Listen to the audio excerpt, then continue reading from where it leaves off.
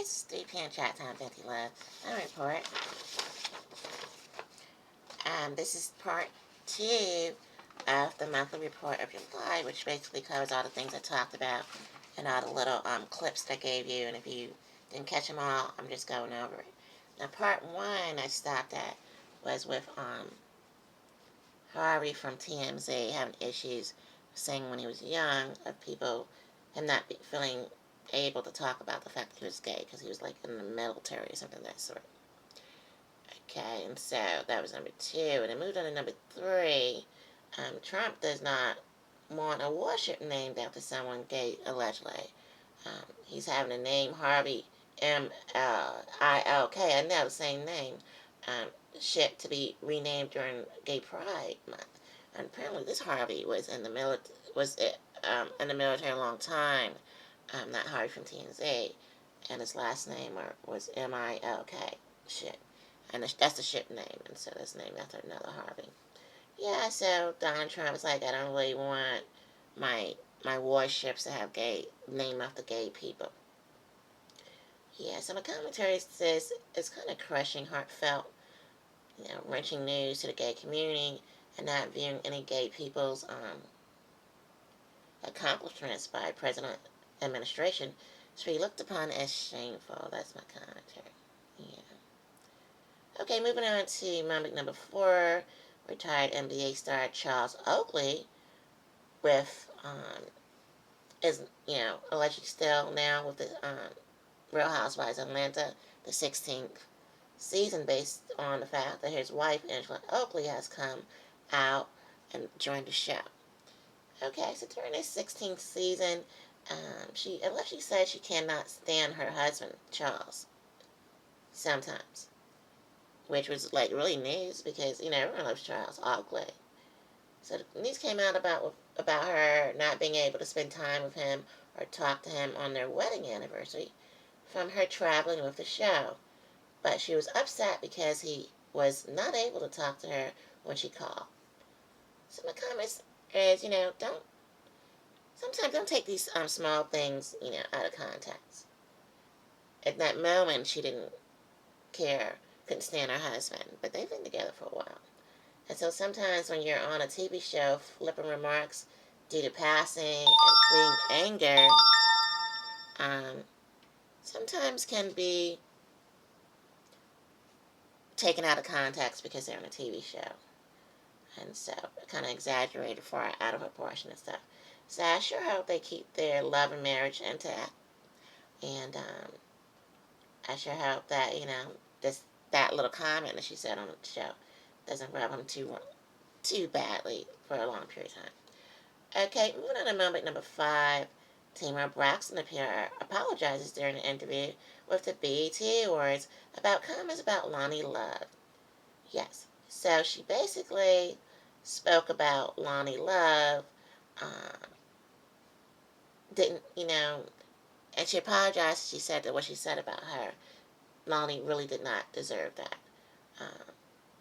And so Tamar Braxton was in a Nene Leakes interview regarding Lonnie Love, called her something like a big back Cadillac, allegedly referring to her weight, Lonnie's weight. The commentary says, I think it's kind of good, and very nice of her to apologize when she is wrong. So nice job for Tamar. Sometimes she says some things to people, and then she just apologized. She said, I'm still under construction. And she's trying to be a better her. But, it's hard. Some people say, but she's always saying something. Then she tries to apologize like what she said wasn't nice. But I think she's attempting. Okay, moving on to number 6. Angela Simmons, the daughter Grammy winner, Run of Run DMC, has recently revealed that she is single again. Now, although she loves love, she recently decided to move on from her past relationship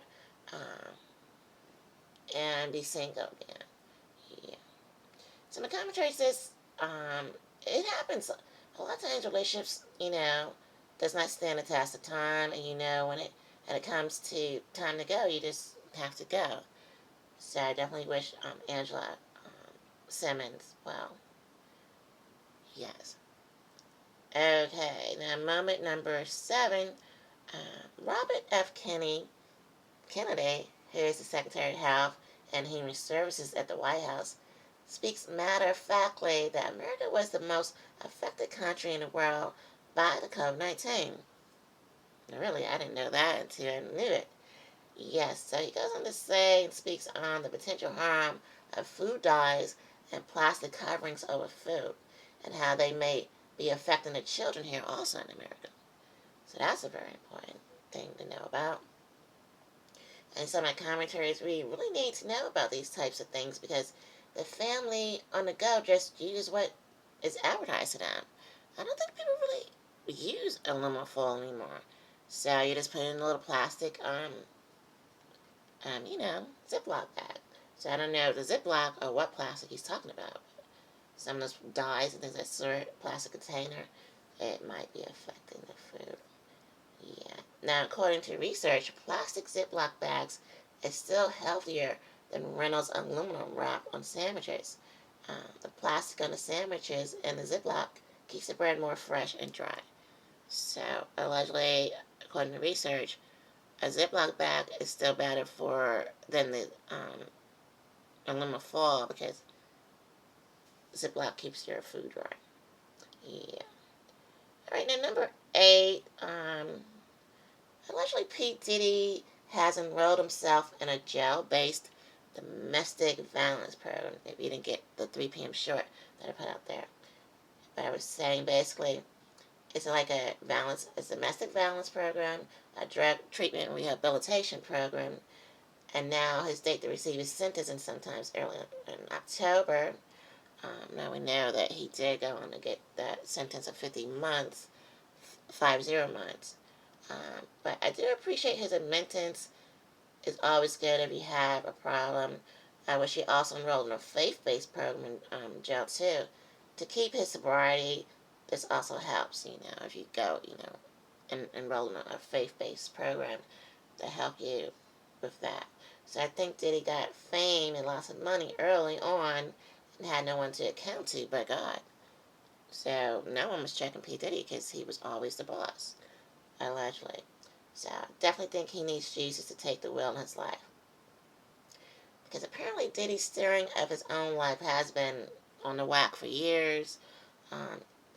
He did know how to appoint people with degrees in business for years, which helped his business stay on track while his private life had plenty of turbulence. There's no one in self-control mode will ever attack a woman allegedly outside the hotel room in the hallway that we all saw film of. So he was definitely spiraling out of control, attacking someone just in a towel in the hallway. So I definitely pray he gets the help that he needs and does better, once he gets out. I think he's definitely too old for these types of mistakes anymore.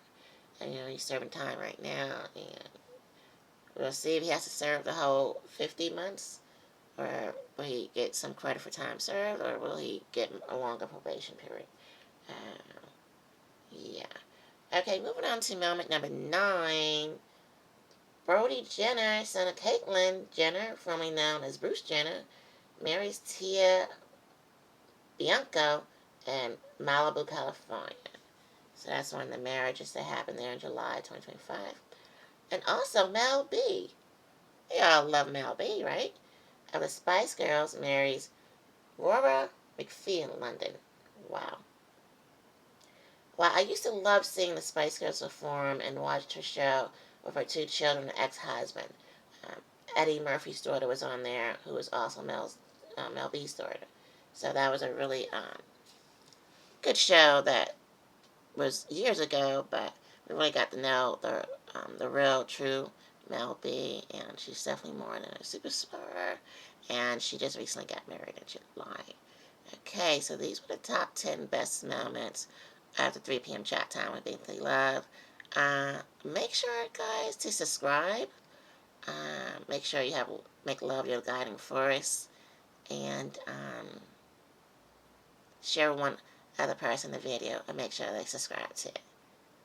You're watching 3 p.m. Chat Time, the month of July, monthly report. Bye, guys.